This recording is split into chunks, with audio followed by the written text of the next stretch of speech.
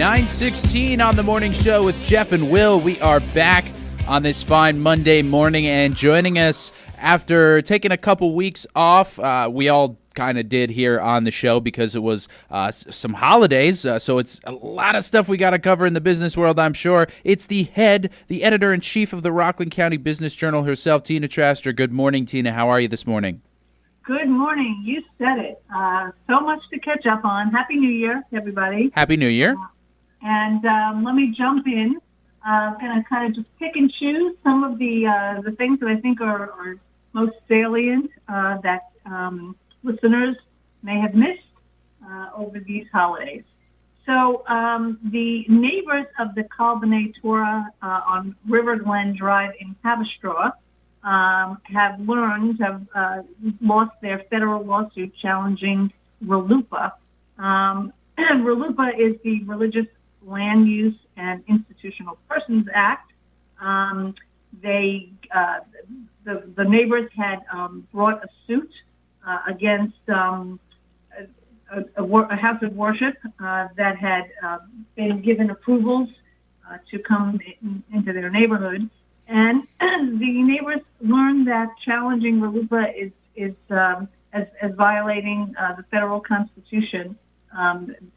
They claim because it discriminates in favor of religion in violation of the Establishment Clause, which guarantees that the free expression of religion, but also prevents the government from passing laws that favor a particular religion.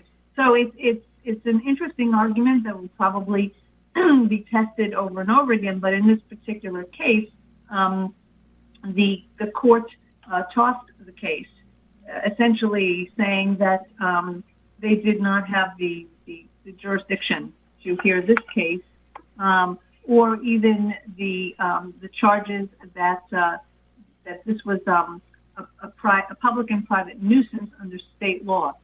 So this case, I guess, it stands as an example of how difficult it is to use the RLUIPA argument, particularly in this case. So that was one thing that happened over the holiday. Another story also that we put out also in Haverstraw, the town of Haverstraw, is that the town passed a local law amending its zoning code to accommodate cannabis businesses. Now, the law recognizes 4 different types of businesses: retail dispensaries, on-site consumption lounges. Put a note in that, a pin in that, because that's what's interesting here. And which includes cultivators, growers, processors, distributors, cooperatives, and micro businesses, as well as paraphernalia shops. Now, we may all remember that all the towns, except for Haverstraw and a few of the villages, opted out when they had that option a couple of years ago on cannabis. And a few of the villages, including Nyack and the town of Haverstraw, opted in on retail dispensaries, but they held their enthusiasm back on the on-site consumption lounges.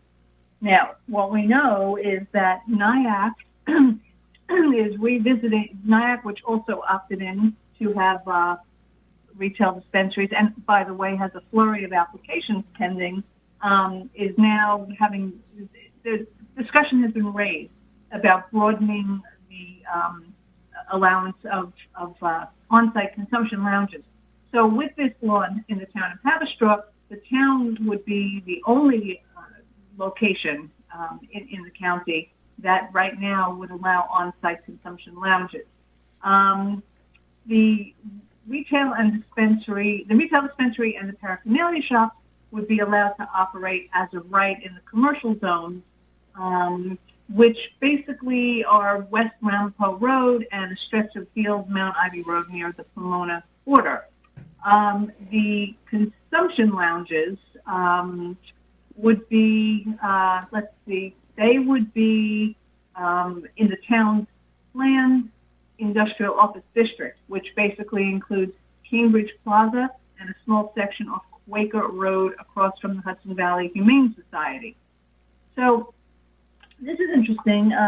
we're starting to finally see this industry open up, long awaited. There's one location that's opened up in Wawanda in Orange County. Maybe you know it.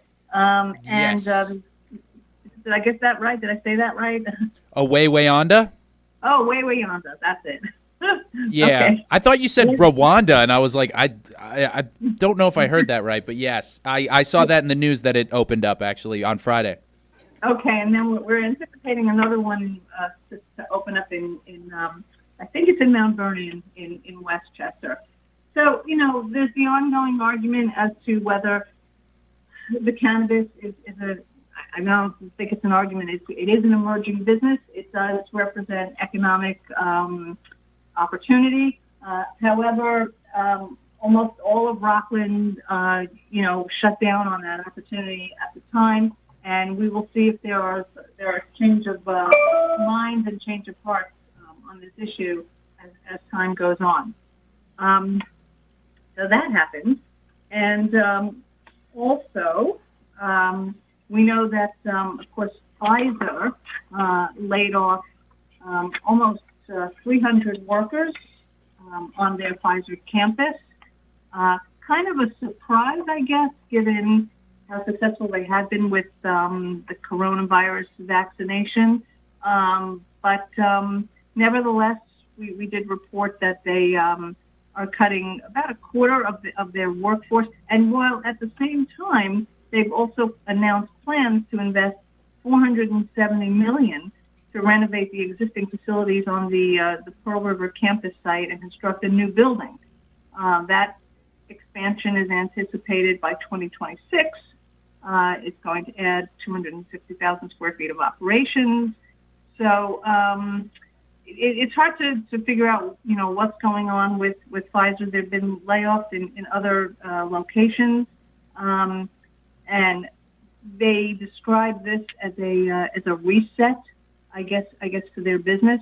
So I guess this will correspond to. I know there's different what are they called, variants of the virus, but I think I've seen that fewer people, I guess, are being vaccinated or taking boosters.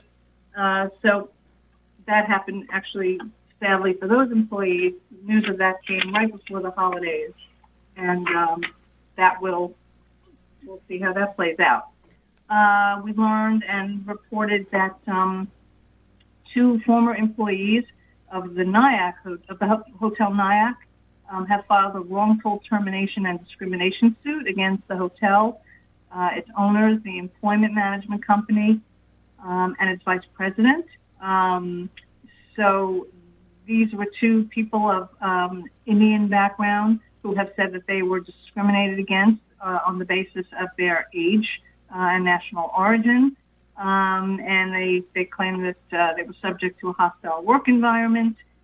We reached out to the hotel management, and we did not hear back from them. We reached out to multiple people on the management side and did not hear back from them. So we will have to wait and see whether they file a response, or perhaps maybe this gets settled offline. Who will follow this? But that's sad for a hotel that has been through several iterations of trouble and finally seems to have found its footing, and seems to be in a more favorable light, I'd say, in the last year or so in terms of community kind of engagement. But nevertheless, that is what the lawsuit says. And any questions so far?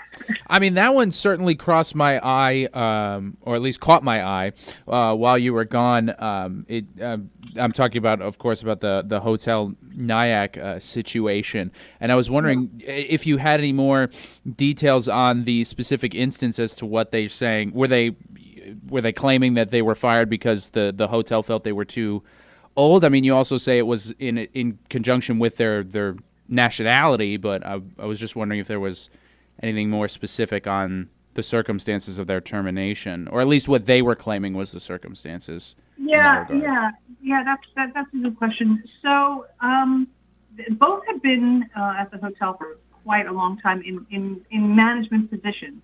Okay, is the director of finance, and let me see what the other. They were both on management and handling the finances.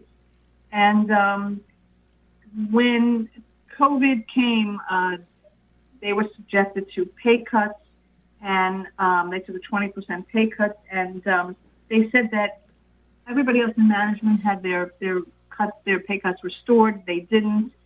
Both of these employees, I understand, they're in their 60s. So they're based. Oh, and then the other thing is they were told.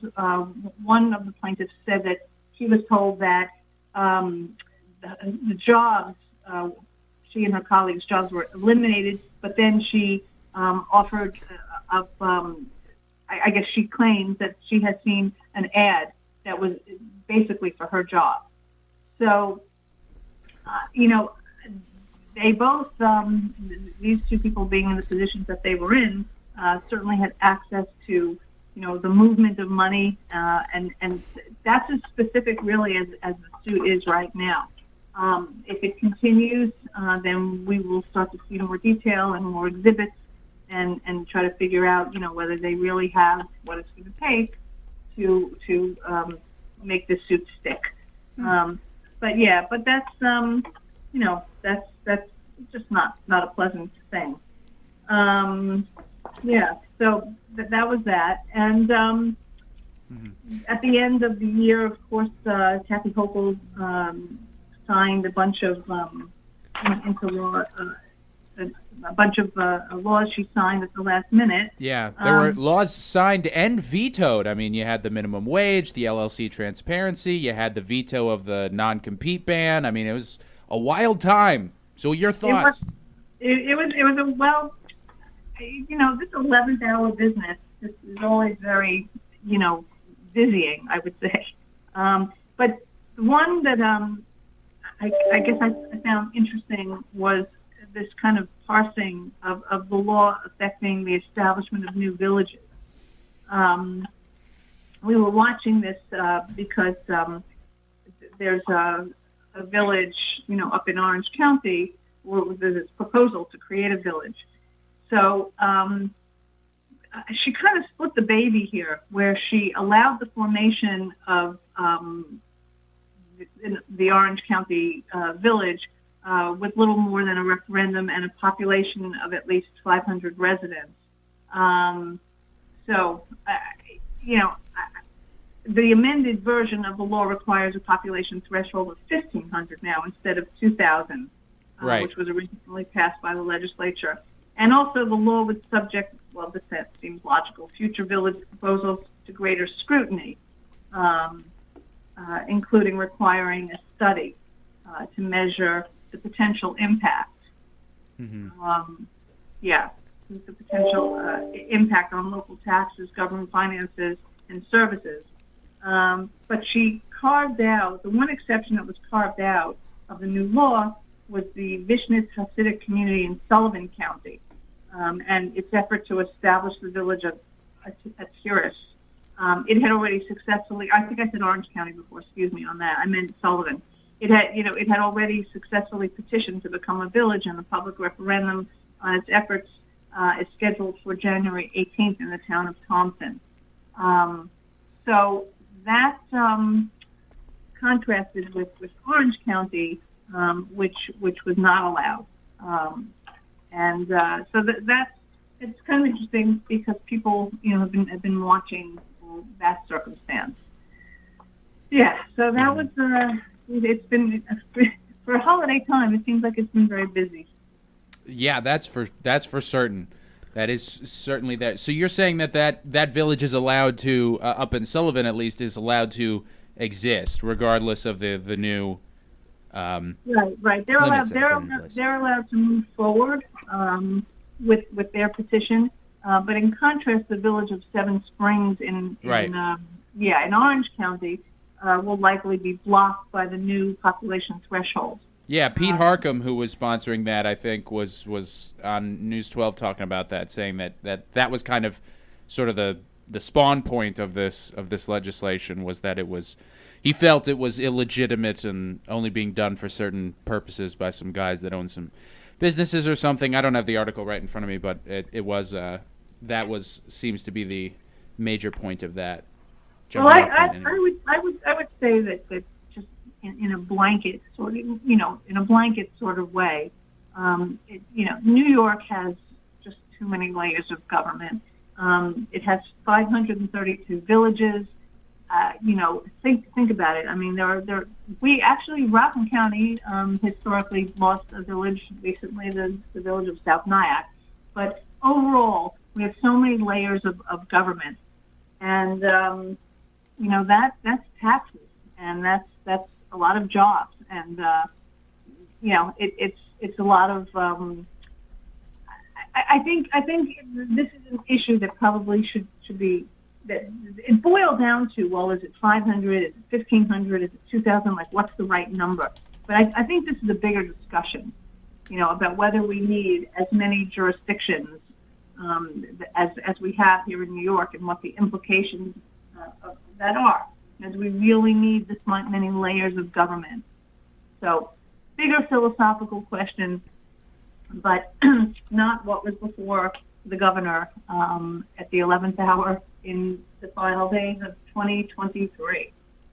Indeed. What a crazy day. Well, now we're on to a new year with new exciting things to come in the business world, and we're excited to keep it going with you, to have this segment here to help inform the good people on what's been going on in the business world, specifically when it comes to Rockland County, and that's courtesy of all the good folks headed up by Tina Traster at the Rockland County Business Journal. Anybody else out there wants any more information on the Rockland County Business Journal, be sure to visit their website, RCBiz, that's B-I-Z, rcbizjournal.com. Tina, thank you so much for your insight into the Rockland business world. We do appreciate it. Jeff, you seem to have something you want to say. I do. Before we let you go, though, I wanted to inquire as to, we've been having a kind of a turn back the clock to yesteryear kind of remembrances of Rockland County from this morning. And this started when we were talking about the Ground Round restaurant, which used to be in Nanuet, and some of the fun times people had there. But I remembered a place that a few people have backed me up on, and my own mom did not, has not so far. Do you remember a place called Zips, Make Your Own Sundae in Nanuet? No. Well, how long ago are we talking? Late 70s. Okay, I've only been here a mere 20 years, so it's like I only got here yesterday. Okay, so then no, it wouldn't count. Then it wouldn't apply, I don't think. Oh, well. No, I was not. In the 70s, I was a Brooklyn girl. Oh, Brooklyn, that didn't exist for us here in Rockland County. Really, that's interesting, because I think we thought we were the center of the world back then, the real Brooklyn. But no zips for me. Oh well, okay. But next time we'll turn back the clock another time. Maybe you'll be able to help us out. Thanks, Tina. Thank you. All right, bye. Bye. Bye.